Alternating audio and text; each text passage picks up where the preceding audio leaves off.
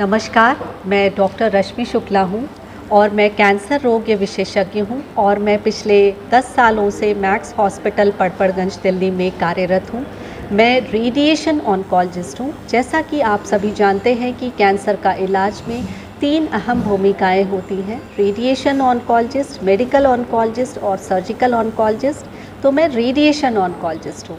आज मैं आपको कुछ जानकारी देना चाहती हूँ ब्रेस्ट कैंसर के बारे में। ब्रेस्ट कैंसर, क्या आपको पता है कि ब्रेस्ट कैंसर का इंसिडेंस मीन्स इस रोग के होने की संभावना दुनिया में और उसके साथ साथ भारत में नंबर 1 पे है और इसके द्वारा मरने वाले लोगों की संख्या भी नंबर 1 पे है। तो क्या आप और हम कुछ मिलके ऐसा करें जिससे कि ये ब्रेस्ट कैंसर हो ही ना, और अगर हो तो उसका इलाज इतना बेहतर हो कि उसकी क्योर रेट की संभावना ज़्यादा हो और हम उसे अर्ली स्टेज पे पकड़ सकें। अगर कोई ब्रेस्ट कैंसर स्टेज 1 में पकड़ा जाता है तो उसके क्योर रेट की संभावना 90 से 95% होती है। बट यही ब्रेस्ट कैंसर अगर स्टेज 4 में पकड़ा जाता है तो उसके द्वारा सही होने की संभावना केवल 20 से 25% होती है। इसका कारण क्या है? क्योंकि हमारे यहाँ इंडिया में breast cancer 4 centimetre, 5 centimetre, 8 centimetre और स्टेज 4 के स्टेज में डिटेक्ट होता है, जबकि यूएस में यही ब्रेस्ट कैंसर 0.3 सेंटीमीटर, 0.7 सेंटीमीटर या 1.2 सेंटीमीटर में डिटेक्ट होता है। तो इसका कारण क्या है? इसका कारण ये है कि विदेशों में उनकी स्क्रीनिंग प्रोटोकॉल पॉलिसी बहुत स्ट्रिक्ट है। तो स्क्रीनिंग में ब्रेस्ट कैंसर में क्या क्या आता है? स्क्रीनिंग में 2 सबसे बड़े हथियार जो हैं वो है ब्रेस्ट सेल्फ एग्जामिनेशन। अपने एक नारी को अपने स्तन से पूरी तरह से अवगत होना चाहिए कि कहीं उसके स्तन में कोई गांठ है, कोई एक्सेला में, कोई आर्मपिट में, कांखों में कोई गांठ है, या दोनों ब्रेस्ट के साइज़ में या उनके कुछ शेप में कोई परिवर्तन है, या किसी निपल से कोई भी असाधारण सिक्रीशंस हो रहे हैं। अगर ऐसे कोई भी लक्षण हो तो आप अपने नज़दीकी डॉक्टर, गायनेकोलॉजिस्ट या कैंसर स्पेशलिस्ट से ज़रूर मिलें। अब बात करते हैं स्क्रीनिंग प्रोटोकॉल की।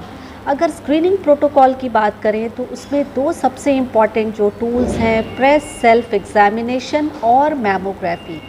जैसा मैंने आपको बताया कि आपको अपने ब्रेस्ट को नियमित समय पे देखना चाहिए कि अगर कोई भी एबनॉर्मल गांठ, निपल से कोई सिक्रीशंस हो तो आप अपने नज़दीकी डॉक्टर से संपर्क करें।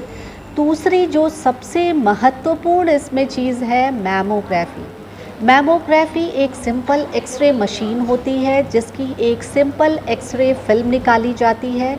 इसके द्वारा हम ऐसी महिलाओं में जिसमें कोई लक्षण नहीं है, जिसमें कोई गांठ छूने से कोई इवन गांठ भी नहीं पता चलती है, बट अगर हम उस जांच को कराते हैं तो 80 से 90% उसमें वो गांठ के पकड़ने की संभावना रहती है।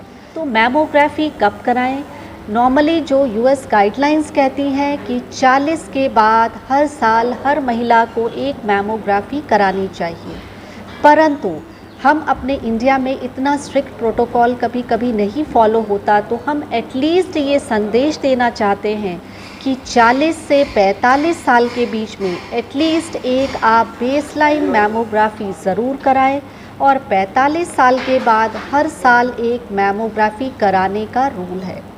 55 साल के बाद जो है आप साल में 1 या 2 साल में एक बार मैमोग्राफी ज़रूर कराएं। तो लोग कहते हैं कब तक कराएं? तो कुछ गाइडलाइंस कहती हैं कि 75 साल तक कराएं, कुछ गाइडलाइंस कहती हैं कि जब तक एक महिला स्वस्थ है फिज़िकली तब तक मैमोग्राफी कराते रहना चाहिए। अपने पिछले 13 साल के करियर में देखा है कि इवन 83 इयर्स पे, 87 इयर्स पे, 78 इयर्स पे भी लेडीज़ को ब्रेस्ट कैंसर होता है और वो अर्ली स्टेज में डिटेक्ट अगर होता है तो बिल्कुल एक सिंपल सर्जरी से, उसके बाद कुछ हार्मोनल के टैबलेट से कंप्लीट क्योर हो जाता है। मैमोग्राफी एक बहुत इम्पॉर्टेंट टूल है। अंत में मैं एक बिल्कुल बहुत ही अच्छा मैसेज देना चाहती हूँ सभी महिलाओं के लिए कि आप एक अच्छी माँ हैं, एक अच्छी पत्नी हैं, एक अच्छी बहन हैं, पर आप अपने लिए कब अच्छी हैं? तो अब समय आ गया है आप अपने लिए अच्छे हो। आप जब अच्छे रहेंगे तब आप अपने परिवार का, अपने बच्चों का और पूरे देश के निर्माण में सहयोग प्रदान कर सकेंगे।